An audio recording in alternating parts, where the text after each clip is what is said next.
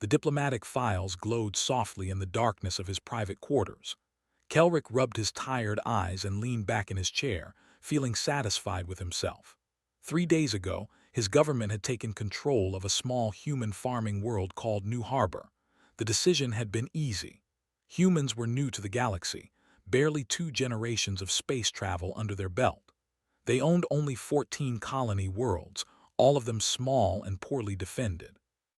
The Dren Collective, on the other hand, controlled 200 star systems and had 7 different species working together.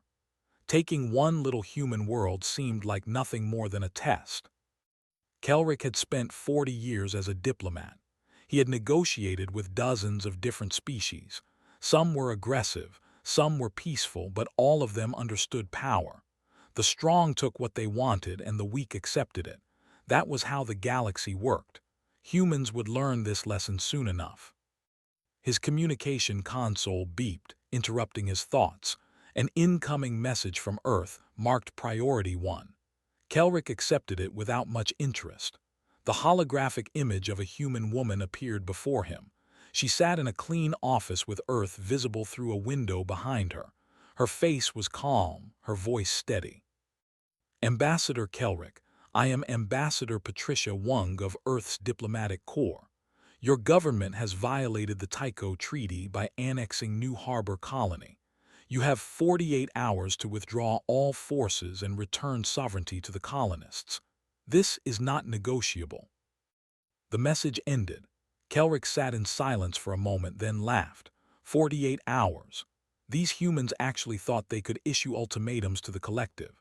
He walked to the bridge of his flagship, the Sovereign Dawn, where his crew worked at their stations. The ship was massive, one of 12 collective vessels currently positioned near New Harbor. His military advisor, a reptilian officer named Thros, looked up as Kelrick entered. Ambassador, we received a transmission from the humans. I saw it, Kelrick said, waving his hand dismissively. Prepare a response. Tell them we appreciate their concern, but New Harbor is now under collective protection. Suggest they accept this peacefully. Thros hesitated. Sir, should we request additional ships, just as a precaution? For what? The humans have maybe 80 warships in their entire fleet. We could crush them if needed, but it won't come to that. They're bluffing. The response was sent. Kelrick returned to his quarters, confident the matter was settled. 6 hours later, his console beeped again. He opened the message, expecting a long negotiation proposal. Instead, a single word appeared on his screen. Declined. That was it. Nothing else. Kelrick felt a small flutter of uncertainty in his chest. He called for his intelligence officer, an insect-like being named Krivix who specialized in gathering information about other species. Krivix arrived carrying data tablets filled with reports about human military strength. Ambassador, our latest intelligence shows humans possess approximately 70 to 90 military vessels. Their technology is adequate but not exceptional. Their largest ships are smaller than our destroyers. I estimate the collective maintains a 5-to-1 advantage in any direct confrontation. What about their industrial capacity? Limited. They have shipyards at Earth, Mars, and 3 colony worlds. Production rates suggest they build perhaps 10 new ships per year. Kelrick nodded, feeling his confidence return. Then we have nothing to worry about. Send a formal rejection of their demands. Make it clear that New Harbor is now collective territory. The message was transmitted. Kelrick went asleep that night certain he had handled the situation correctly. He woke to alarms blaring throughout the ship. Thros burst into his quarters, scales flushed bright red with alarm. Sir, you need to come to the bridge immediately. Kelrick rushed to the command center, still pulling on his formal robes. The bridge was chaos. Officers shouted reports while red warning lights pulsed. The main view screen showed sensor data that made no sense. What am I looking at? Kelrick demanded. Long-range sensors detected massive faster-than-light signatures at the edge of the system, Thros said, his voice shaking. 300 contacts, sir. 300 human warships just dropped out of warp speed.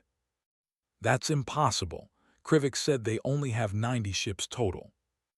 Our intelligence was wrong, sir. Very wrong. Kelrick stared at the tactical display. The human fleet was arranging itself with perfect precision, each ship moving to an exact position. Within minutes, every single collective vessel in the system was surrounded. The humans weren't charging in for an attack. They were simply positioning themselves, creating a three-dimensional cage of ships that gave the collective nowhere to run. Attempt to contact Collective High Command, Kelrick ordered. I can't, sir. The humans are jamming all long-range communications. Only local system channels are working. Before Kelrick could respond, every screen on the bridge activated at once. A human woman in military uniform appeared, her gray hair pulled back, her eyes sharp and focused. She spoke with the calm authority of someone who held all the power in the room. Ambassador Kelrick, I am Admiral Hayes, commanding officer of Earth's Second Fleet. You were given 48 hours to withdraw from New Harbor. You chose to refuse. That was a mistake. I am now offering you one final opportunity to leave peacefully.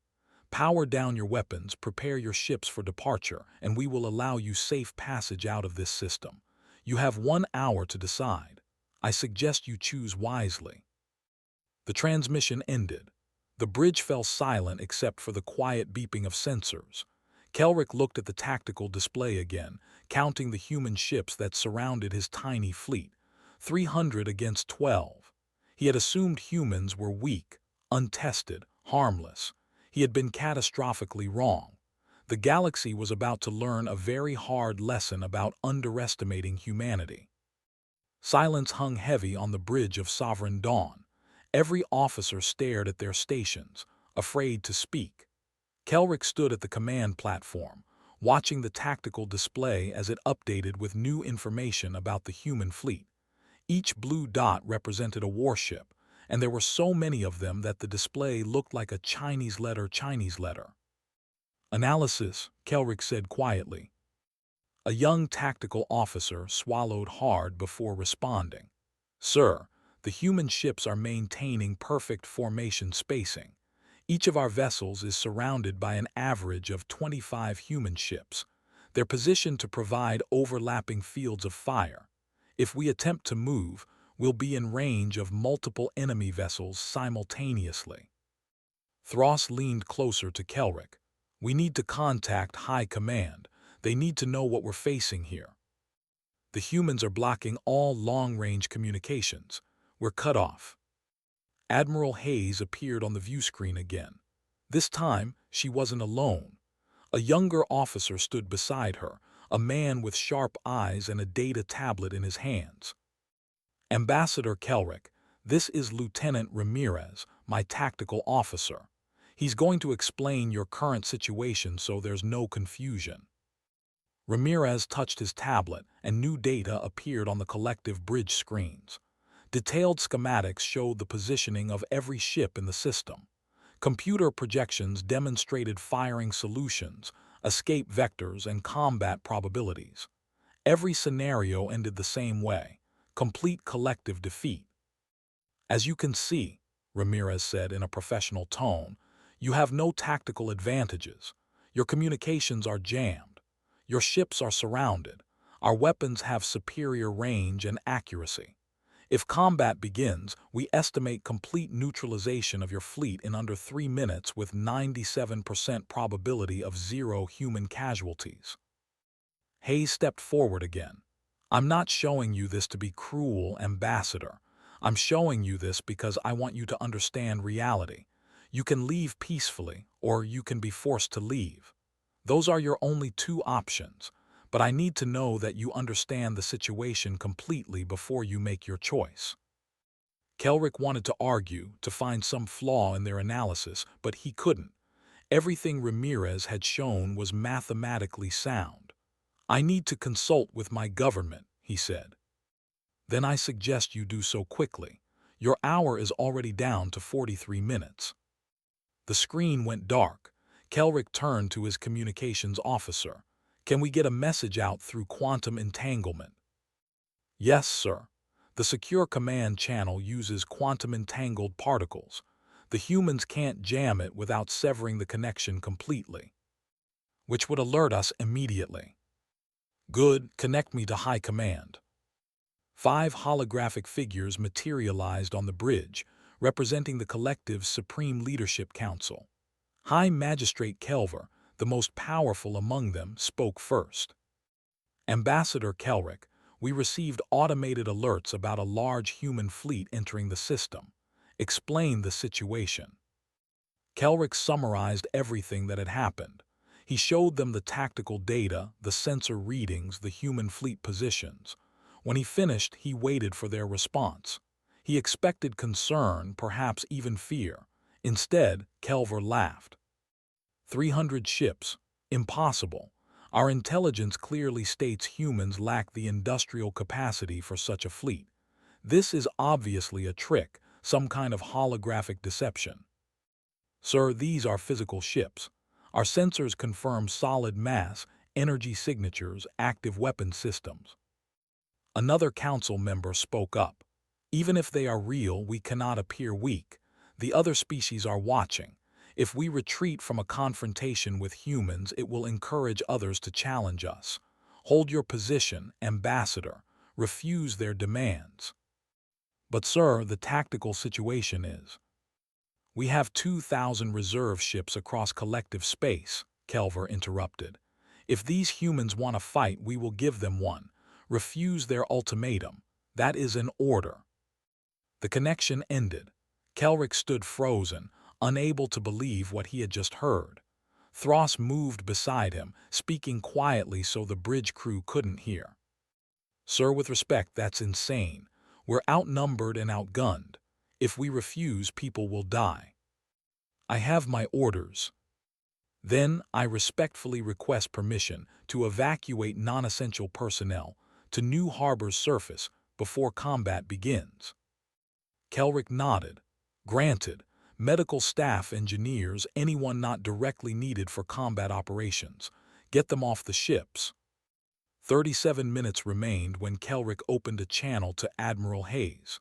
Her face appeared on the screen, patient and calm, as if she had all the time in the world. Admiral, I have consulted with my government. The collective formally rejects your demands. New Harbor will remain under our control. Hayes closed her eyes briefly, and Kelrick thought he saw sadness cross her face. When she opened them again, her expression was professional once more. I understand. I'm sorry it has to be this way. The transmission ended. For 10 seconds, nothing happened. Then sensors detected power surges across the human fleet. Weapons systems came online, their energy signatures far stronger than anything in the collective database. Sir, 3 human destroyers are breaking formation, the tactical officer reported. They're moving toward the uninhabited moon at grid 772. Everyone watched as the 3 ships positioned themselves in orbit around the barren rock. Then they fired. Brilliant beams of concentrated energy lanced down from space, carving into the moon's surface with terrifying precision. The weapons cut through rock like a hot knife through butter. When the firing stopped 90 seconds later, a single word had been carved into the lunar surface, each letter several kilometers tall. Leave. Kelrick felt his blood turn cold. The display of power was absolute. The human ships had used less than 5% of their total energy reserves according to the sensors. They had weapons that could reshape moons, and they were demonstrating that they didn't need to use them at full strength. Sir, Thross said quietly, we need to surrender. Before Kelrick could respond, proximity alarms screamed. One of the collective destroyers, the Relentless, had broken formation and was making a run for the edge of the system. 3 human frigates moved to intercept. The entire engagement lasted 40 seconds. Human weapons fire disabled the Relentless's engines first, then its weapons systems, then its shields. Each shot was surgically precise, targeting specific systems without causing hull breaches or casualties. The destroyer drifted to a stop, powerless but intact. Admiral Hayes appeared on the screen again. Ambassador, human medical teams are preparing to board the Relentless to assist with any injuries and ensure their life support remains stable. We disabled that ship to prevent unnecessary loss of life. This is your final warning. Power down your weapons and prepare to withdraw, or we will be forced to disable every ship in your fleet. Choose now. Kelrick looked at his bridge crew. They were scared, exhausted, and surrounded. He had led them into this disaster through his own arrogance. The Galactic Council chamber buzzed with urgent conversation. Representatives from 43 different species filled the circular tiers of seating, their voices echoing off the curved walls. At the center of the chamber, a massive holographic sphere displayed the new harbor system in real time. Blue markers showed 300 human warships surrounding 12 red collective vessels like predators circling prey. Council Chair Vorin called for order, his silver tendrils flowing as he moved. The elderly Salith had maintained galactic peace for 20 years through careful negotiation and compromise. Now he faced something entirely new. A species everyone had dismissed as weak was demonstrating overwhelming military power. This emergency session will address the conflict between Earth and the Dren Collective, Vorin announced. We have received requests for intervention from collective representatives. Ambassador Wung of Earth and Ambassador Kelrick of the Collective have both agreed to address the Council. The holographic sphere split to show two screens. On the left, Kelrick appeared aboard his flagship, looking exhausted and stressed. On the right, Patricia Wung sat calmly in her Earth office, the blue planet visible behind her. A collective representative jumped to his feet before Vorin could continue. The humans have committed an act of unprecedented aggression. 300 warships deployed against a peaceful diplomatic mission. We demand the Council intervene immediately and order Earth to withdraw. Murmurs of agreement rippled through several delegations. Wung remained silent, simply watching with an unreadable expression. Vorin gestured for her to respond. Council members, Wung said quietly, if I may. She touched a control, and every representative's personal console chimed with an incoming file. I am transmitting a complete legal brief documenting the collective's actions leading to this conflict. My staff compiled this report in 8 hours. It contains 2,000 pages of evidence showing treaty violations, territorial incursions, and diplomatic harassment spanning 3 years. The chamber filled with the soft sounds of representatives reviewing the document. Wung continued speaking as they read. Earth attempted peaceful resolution 16 times. We filed formal complaints with this council on 9 separate occasions. Each time, we were told to be patient, to understand that we are new to galactic politics, to accept that more established powers will test our boundaries. We were patient. We were understanding, and the collective interpreted our patience as weakness. A crystalline being named Thresk, known as a strong collective ally, stood up. His faceted body refracted the chamber's light into rainbow patterns. These documents prove nothing except human paranoia. Every spacefaring species faces territorial disputes. That does not justify military action on this scale. Wung's expression didn't change. Please turn to Appendix 47 in the brief. The holographic sphere displayed recorded communications between collective officials. The audio played throughout the chamber. The humans are perfect for testing. New species, small military, eager to appear cooperative. Agreed. New harbor is isolated enough that taking it won't trigger a wider response. If they accept it peacefully, we know we can take more. If they resist, we crush them and prove to the galaxy that challenging the collective has consequences. The recordings were authenticated and verified by the Council's own security protocols. Thresk sat down slowly, his crystalline features dimming. Uncomfortable silence filled the chamber. Vorin cleared his throat. The Council will take a brief recess to review this evidence. During the break, Representatives gathered in small groups. Near the viewing gallery, two ambassadors from minor species spoke in hushed tones. Did you see the sensor readings from New Harbor? Those human ships are using technology we don't have classifications for. I pulled our records on interactions with human colonies. We've had 3 border disputes with them in the past year, all resolved peacefully in our favor. I assumed they were just being cooperative. They were documenting everything. Look at the detail in that brief. They knew exactly what we were doing and chose to let it slide. Until they didn't. The session resumed with General Park, Earth's military representative, addressing the council. He was a stocky human with gray hair and decades of experience etched into his weathered face. Earth's strategic objectives are simple, Park said, displaying military doctrine on the sphere.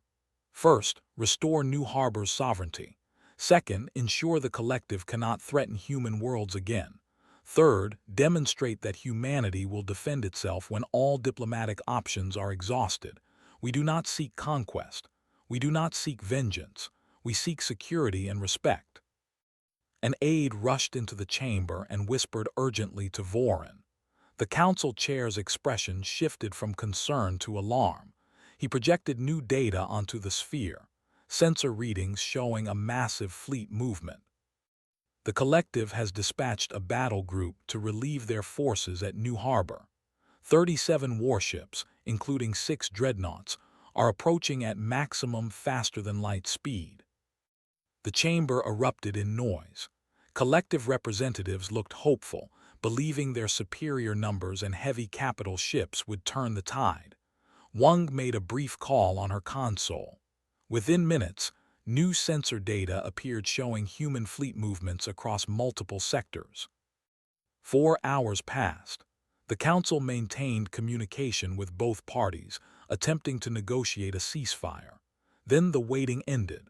Long-range sensors picked up the engagement 4 star systems away from New Harbor. The council chamber fell silent as tactical feeds streamed live to the holographic sphere. The collective battle group dropped out of faster-than-light travel, expecting to find human ships by surprise. Instead, 19 human vessels waited in perfect formation, positioned exactly where the collective ships would emerge. It was as if the humans had known their arrival vector in advance. Collective ships outnumbered humans 2 to 1. Their heavy dreadnoughts outmassed human vessels significantly. Collective commanders opened fire immediately, confident in their advantage. Then reality asserted itself. Human ships moved with impossible coordination. Every vessel seemed to know where shots would come before they were fired, adjusting position microseconds in advance. Energy shields flared around human hulls, absorbing impacts that should have crippled them. Human return fire was devastatingly accurate. Each shot disabled a specific system. Engines here, weapons there, life support carefully avoided. The battle lasted 11 minutes. 37 collective ships drifted powerless in space. Not one human vessel showed significant damage. The tactical feeds showed human Marines boarding disabled ships, providing medical assistance to wounded collective crews. Admiral Hayes broadcast on open frequencies. All collective personnel will receive medical care and humane treatment. We have disabled your ships to end this engagement with minimal casualties. To any vessel that surrenders, we guarantee your safety. In the council chamber, absolute silence reigned. Representatives stared at the tactical feeds, trying to comprehend what they had just witnessed. The humans hadn't just won. They had demonstrated such overwhelming technological superiority that continued resistance seemed pointless. Vorin looked at the collective representatives in the chamber. Several had gone pale. One was openly weeping. The galaxy had just learned that humanity was not a species to be tested or probed or dismissed. They were a power that had been deliberately hiding their strength, waiting patiently for the right moment to reveal it. Dr. Hennix moved through the recovery ward with practiced efficiency. her 6 delicate arms working in coordination as she treated wounded soldiers. The medical frigate Mercy's hand floated at a safe distance from the battle zone, receiving casualties from the failed collective relief attempt. The ward's soft blue lighting promoted healing, but nothing could ease the shock and confusion on her patients' faces. She paused beside a young gunner whose legs were encased in regeneration casts. He stared at the ceiling, his expression distant. "How are you feeling?" Henix asked gently. "Confused," the gunner admitted. "We were told humans were weak, soft, that they'd barely put up a fight." He laughed bitterly. "The weapons officer on my ship said taking New Harbor would be easier than target practice." "What happened to your ship?" "The Infinite Resolve took 3 direct hits, but here's the thing, Doctor. The human weapons were so precise that they destroyed our turrets without touching the crew compartments. When our power failed, I expected them to finish us off. Instead, human Marines boarded with medical supplies. They helped evacuate our wounded to safe sections before leaving. Who does that? What kind of enemy saves your life while defeating you?" Henix had no answer. She moved to the next bed, then the next, hearing similar stories from every survivor. The pattern was undeniable and deeply troubling to everything she understood about warfare. In her private office, Henix reviewed casualty reports on her console. The numbers seemed impossible. 37 collective ships disabled, over 8,000 personnel aboard those vessels, only 43 fatalities, most from injuries sustained during power failures before human assistance arrived. She had treated casualties from dozens of conflicts during her career. Never had she seen such a lopsided ratio of disabled ships to actual deaths. A chime at her door interrupted her thoughts. "Enter." A human medic walked in, carrying medical bags and wearing no armor despite being aboard a collective vessel. Sergeant Williams had a kind face and calm demeanor that immediately put Henix at ease. "Dr. Henix, I'm here as part of the prisoner exchange. Some of your wounded need treatment beyond what this facility can provide. I'm authorized to take them to human medical ships." Henix stood studying him carefully. "You're not afraid, being alone on a collective ship?" Williams smiled slightly. "Should I be? You're a doctor. Doctors don't hurt people, they heal them." They walked through the corridors together, heading toward the medical bay. Henix found herself asking the question that had been bothering her since the battle. Why show such restraint? Your forces could have destroyed every collective ship. Instead, you disabled them and then helped the wounded. I don't understand." William stopped walking. He was quiet for a moment, choosing his words carefully. "Earth learned some very hard lessons in our history, Doctor. We nearly destroyed ourselves in global wars. Nuclear weapons brought us to the brink of extinction. We learned that killing is sometimes necessary in war, but it should never become easy or casual. Every life has value, even in enemies. If we forget that, we become the very thing we're fighting against." On the collective homeworld of Drenna Prime, far from the battlefield, High Magistrate Kelver met with the Supreme Military Council in a war room deep beneath the planetary capital. The room was dark and utilitarian, dominated by a holographic tactical table. Kelver slammed his fist down, making the holographic projections flicker. "This is unacceptable. We cannot allow a species of primitives to humiliate us." General Vorn, the military's senior commander, shook his head. "With respect, Magistrate, they are clearly not primitives. Our intelligence was catastrophically wrong. Human technology is generations beyond our own. Their weapons, their shields, their coordination systems." "I don't care about excuses," Kelver snapped. "I care about results. Mobilize every reserve fleet. Pull ships from garrison duty, from patrol routes, from everywhere. I want 2,000 vessels ready to crush these humans once and for all." Another commander spoke up hesitantly. "Sir, reports from the battle indicate human forces can coordinate on a level we've never seen. Their ships fight as a single networked entity. Numbers may not be enough." Then we use overwhelming numbers. 2,000 ships against whatever fleet they can field. Simple mathematics will prevail. Back aboard Mercy's Hand, Hennix worked alongside Sergeant Williams in the medical bay. They treated both human and collective wounded side by side, the former enemies sharing the same space. Hennix watched Williams treat a collective soldier with the same care and professionalism he showed human patients. "Tell me about your military laws," Hennix said during a quiet moment. "Your rules of engagement." Williams explained while he worked. "Humans have legal frameworks for warfare that go back centuries. We call them the Geneva Conventions, though we've updated them for space combat. The core principle is that even in war, certain things are forbidden. Torture, targeting civilians, weapons that cause unnecessary suffering, denial of medical care to wounded enemies. Soldiers who violate these rules face prosecution, regardless of circumstances." What happens if soldiers refuse to follow these rules? They go to prison.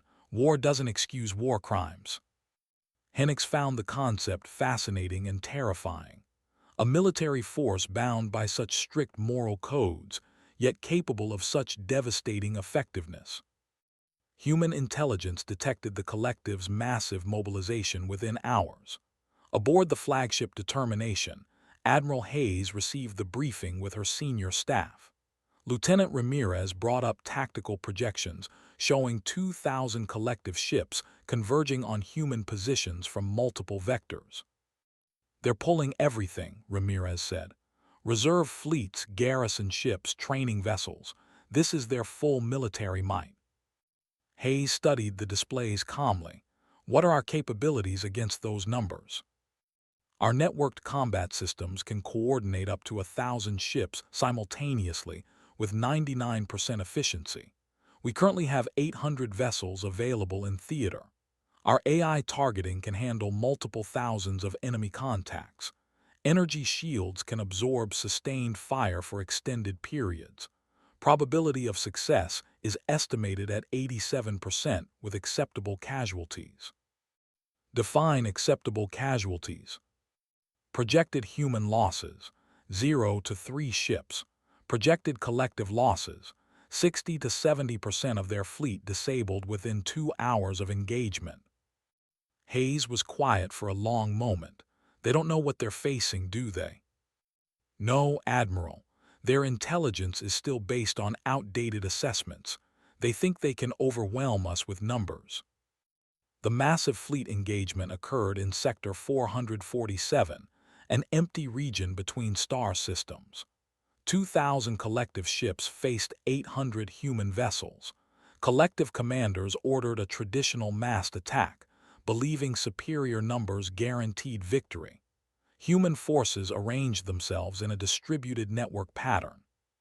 The battle began when collective ships entered weapons range and opened fire with everything they had. For 5 minutes, space lit up with weapons fire from 2,000 ships concentrating on human positions. Human shields held. Then the human fleet responded. Coordinated point defense systems intercepted incoming fire while return shots disabled collective vessels with surgical precision. The AI combat coordination shared targeting data in real time, ensuring no ship was targeted twice while active threats remained. 800 ships fought as one organism. After 90 minutes, over half the collective fleet drifted powerless. Admiral Hayes broadcast on all frequencies, her message reaching every ship in the battle zone. "This is Admiral Hayes to all collective vessels. I am offering complete amnesty to any ship that powers down weapons and surrenders. You will receive medical care, humane treatment, and eventual repatriation. Continued fighting serves no purpose except creating more casualties. Choose life." 10 seconds of silence. Then the first collective ship powered down its weapons. Then another. Then dozens, then hundreds. Within 15 minutes, 2/3 of the remaining collective fleet had surrendered. Hennix watched the battle feeds from Mercy's Hand, Sergeant Williams standing beside her. When the surrenders began, Williams let out a long breath. "It's over," he said quietly. Then Hennigs's console erupted with emergency alerts. New sensor data flooded in, and her blood went cold as she read the report. High Magistrate Kelver had activated an ancient weapon, a planet killer discovered on a dead world. The target was New Harbor Colony itself, where 40,000 human civilians still lived. Sirens screamed across New Harbor Colony, their wailing cutting through the peaceful morning. Administrator Foster ran from her home toward the Central Command Center, her heart pounding. Emergency broadcasts interrupted every communication channel, every screen, every speaker in the settlement. All residents proceed immediately to designated evacuation points. This is not a drill. All residents evacuate immediately. Foster burst into the command center, a functional building that served as the colony's nerve center. Staff members rushed to their stations as orbital sensor data streamed across multiple screens. Her deputy, a young man named Chen, looked up with fear in his eyes. "What's happening?" Foster demanded. Long-range sensors detected a relativistic projectile. It's traveling at 90% light speed, heading straight for us. Impact in 2 hours and 53 minutes. Foster felt the blood drain from her face. A relativistic weapon. She had heard of such things in historical records from ancient wars, but never thought she would face one. At that speed, the impact would be apocalyptic. The kinetic energy would vaporize everything on the planet's surface, possibly crack the crust itself. Begin evacuation immediately. Get everyone to the transport ships. Prioritize children and elderly first, then everyone else. Move. In the colony's main square, panic threatened to take hold as 40,000 colonists received the evacuation orders. Parents grabbed their children. Elderly residents struggled toward transport points. Emergency services worked to maintain order, directing people to designated ships. Foster's face appeared on the large view screen in the square, and somehow her calm authority helped settle the chaos. "Listen carefully. We have time. There are enough ships for everyone. Follow the evacuation routes. Help your neighbors. We will all get through this together."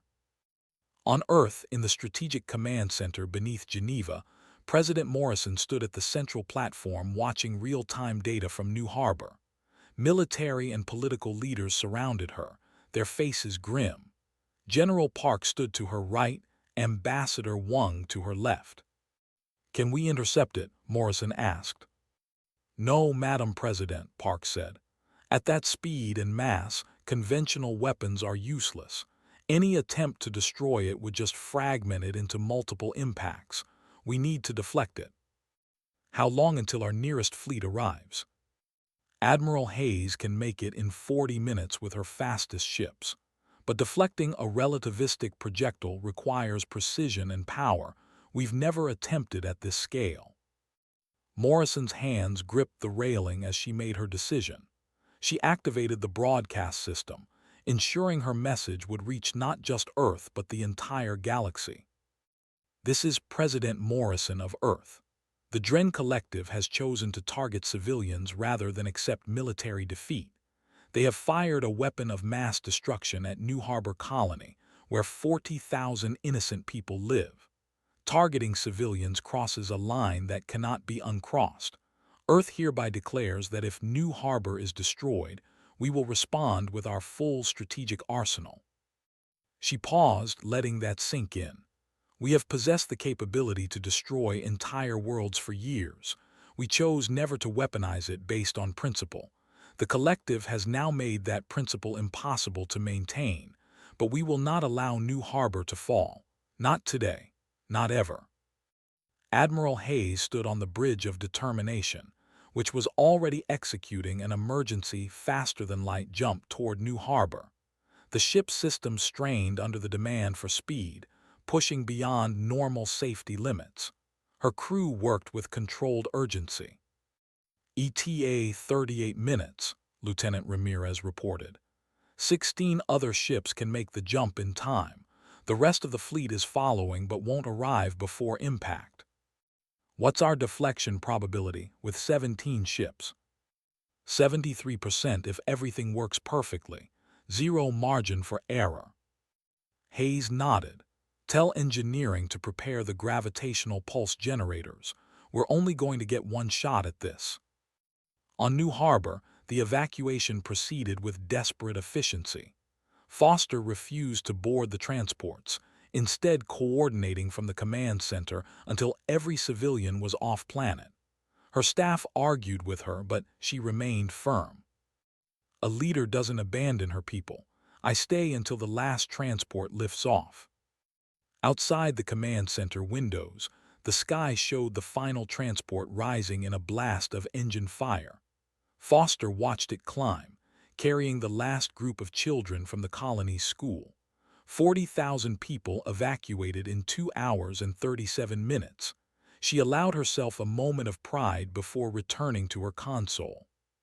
The human fleet dropped out of faster-than-light travel at the edge of the New Harbor system. 17 ships, led by Determination, immediately analyzed the tactical situation. The relativistic projectile showed on sensors as a massive object moving at terrifying speed. Destroying it was impossible. Deflecting it required perfect coordination. All ships, formation Delta 7, Hayes ordered. Engineering, sync the gravitational pulse generators across all vessels. We need simultaneous firing down to the nanosecond. In Determination's engineering section, Commander Akafer worked frantically with counterparts on other ships. The plan was simple in theory, nearly impossible in practice. Each ship would fire a gravitational pulse at exactly the same moment with exactly the same intensity. The combined gravitational force would bend space slightly, altering the projectile's trajectory just enough to miss New Harbor. Synchronization at 98%, Akafer reported. 99%, 100%, we're locked in. Hayes opened a channel to New Harbor. Foster's face appeared on the screen, exhausted but determined. Administrator, you should evacuate. We might not succeed. Foster shook her head. This is my colony, Admiral. If it falls, I fall with it, but I trust you. Do what you do best. Hayes nodded, understanding. She looked at her crew. All ships on my mark. This is for New Harbor, fire. 17 ships unleashed their gravitational pulses simultaneously. Massive energy discharges emanated from specialized generators, creating coordinated gravitational waves that bent space itself. The bridge lights on Determination dimmed as power redirected entirely to the pulse system. The ship shuddered violently, hull plating groaning under the stress. On the tactical display, sensor data showed the relativistic projectile's trajectory beginning to shift. The deviation was measured in fractions of a degree, but at this speed and distance, fractions were enough. The weapon's path bent slowly, agonizingly, away from its intended target. For 90 seconds, the human crews maintained the pulse, their ships screaming in protest. Warning alarms blared as systems overloaded. Crew members gripped their stations, holding on as vessels shook themselves nearly to pieces. Then Akafer's voice cut through the chaos. Trajectory altered, deflection successful. The weapon will miss New Harbor by 400,000 kilometers. On New Harbor, Foster watched through the command center windows as a brilliant streak of light crossed the sky. The planet killer passed harmlessly overhead before plunging into the system's star, its massive kinetic energy absorbed by the stellar mass. She slumped in her chair and wept. Across human space and throughout the galaxy, billions watched the same feeds. Humanity had drawn a line in the void, and the collective had failed to cross it. The message was clear. Humans would endure any cost to protect their own. Within hours, the collective government began to fracture. Member species started withdrawing from the coalition, unwilling to be associated with attempted genocide. High Magistrate Kelver found himself isolated, his government collapsing around him. And Ambassador Kelrick, the diplomat who had started this catastrophe with his arrogance, received an unexpected appointment, interim leader of what remained of the collective, tasked with negotiating surrender to an enemy his people had tried to exterminate. 3 weeks had passed since the attempted genocide, and Ambassador Patricia Wang walked through the quiet corridors of Concordia Station toward the negotiation chamber. Her assistant followed a few steps behind, carrying data tablets with Earth's proposed peace terms. Wang had spent those 3 weeks carefully crafting an agreement that would prevent future wars while offering the collective a path forward. She entered the negotiation chamber, a modest room with a round table and large windows showing stars beyond. Kelrick sat on one side, looking far older than when they had first met. The stress had aged him visibly, his skin more wrinkled, his eyes shadowed with exhaustion and guilt. He stood when she entered. Wang extended her hand in the human gesture of greeting. Kelrick hesitated, then took it. They sat across from each other, former enemies meeting as equals. "Thank you for coming, Ambassador Kelrick," Wang said. "I know this isn't easy." "I expected to be arrested the moment I arrived," Kelrick admitted. "Tried for war crimes and imprisoned." "That may still happen," Wang said honestly. "But first we need to discuss peace." She activated a holographic projector above the table, displaying Earth's terms. Kelrick braced himself for punitive demands: occupation, tribute, territorial concessions. Instead, he read requirements for war crimes trials, reparations to New Harbor specifically, and supervised government reform to prevent future aggression. Then Wang continued to the next section, and Kelrick's confusion deepened. Earth was offering technological assistance, trade agreements, and security guarantees to the collective. "I don't understand," Kelrick said quietly. "Why would you help us after what we tried to do?" Wang leaned back in her chair. "Because vengeance creates cycles of violence that never end. Earth learned this the hard way. We nearly destroyed ourselves in global wars. Nuclear weapons brought us to the brink of extinction. We learned that crushing a defeated enemy just creates desperate enemies who have nothing to lose." She touched the holographic controls, bringing up historical images from Earth. "After our worst wars, we helped rebuild the nations we had fought. Former enemies became allies, friends, trading partners. We learned that real peace requires defeated foes to have a path forward, to see cooperation as more beneficial than continued conflict." Kelrick stared at the images of human history, trying to comprehend this philosophy. Every other species he knew treated defeated enemies as resources to be exploited or threats to be contained. The idea of helping them seemed insane. "There's one more thing," Wang said. "The collective's member species can choose to negotiate individual treaties with Earth if they wish to leave the coalition. Each species deserves the choice." Kelrick understood immediately. This could fracture the collective entirely. "You're offering to dismantle us." "We're offering choice. If the collective can reform and guarantee peace, it can remain unified. But we won't force species to stay in a government that led them to disaster." Within 24 hours, 4 collective member species requested independence and separate treaties with humanity. In the Galactic Council chamber, representatives from these species addressed the Assembly, explaining their decision to pursue individual relationships with Earth rather than remain in a failing coalition. Council Chair Vorin facilitated the discussions with diplomatic grace, but everyone recognized the historic shift. The collective, once a dominant power controlling 200 systems, was fracturing. The remaining 3 species faced a choice: continue together or follow the others into independence. A joint commission convened on Concordia Station to investigate the conflict and prevent future misunderstandings. The commission included human, collective, and neutral representatives from other species. Dr. Hennix testified about her experiences during the war. "I treated hundreds of wounded from both sides," she said, her voice carrying through the chamber. "Human forces could have inflicted massive casualties. They possessed the weapons and opportunity. Instead, they fought to disable, not destroy. They boarded our ships to provide medical assistance. They guaranteed humane treatment to prisoners. I am collective-born, but I must speak the truth. Humanity fought a war to stop aggression, not to inflict suffering. Her testimony was broadcast across the galaxy. When asked why she, a collective citizen, was supporting human conduct, Hennix responded simply, "Because truth matters more than loyalty.